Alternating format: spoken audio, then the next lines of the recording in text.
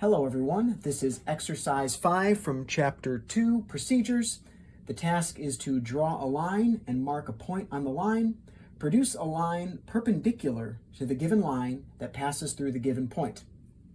All right, so we'll begin by drawing a line.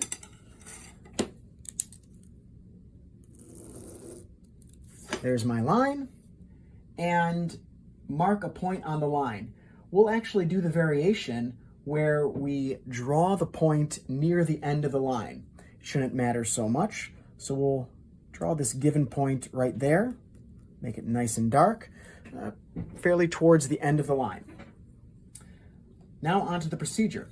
With the marked point as center, produce a circular arc intersecting the line in 2 points A and B. So the marked point is the center. I'll get my compass, and they don't say exactly what radius to do, so I'll make it not too large, but not too small either. I'll put the pin of my compass right at that marked point, and I will draw a circle here, or at least a circular arc that intersects my line at one point, but doesn't intersect the line at the other point. Well, that's okay. This is part of the variation where I say, oh, I need to actually extend this line. So I will then extend this line so that's far enough to where it actually does intersect the circle. Okay. I also need to label these points A and B. So I will mark this point. I'll label it A. I'll mark that point, and I will label it B.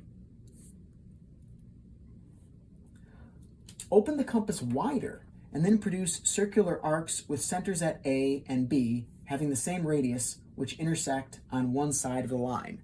This part always gives students, gives them a little bit of trouble, but it isn't quite as bad as you might think. So let's go through this together. Open the compass wider and then produce circular arcs with centers A and B. So when they say wider, they mean wider than what it was. So currently, the compass is set to be exactly the radius of the circle. So I need to make it a little bit wider. So I will open it up, not too huge, but one where it's definitely wider than the center, but maybe not all the way past B. So you can see it's somewhere in between the center and B. So I will lock my compass. I'm centered at A, and I'll produce an arc there at A.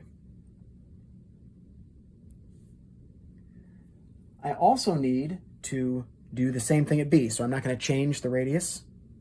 My compass, I will once again do this, and if you notice, I'm essentially making the Jesus fish.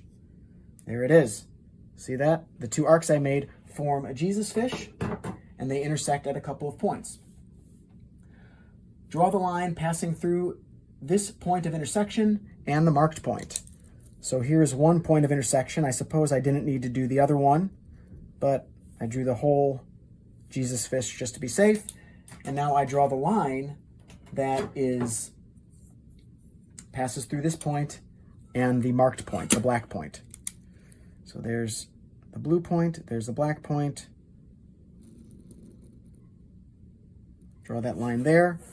And as you can see, this indeed produces for me the perpendicular line to the black line through this point.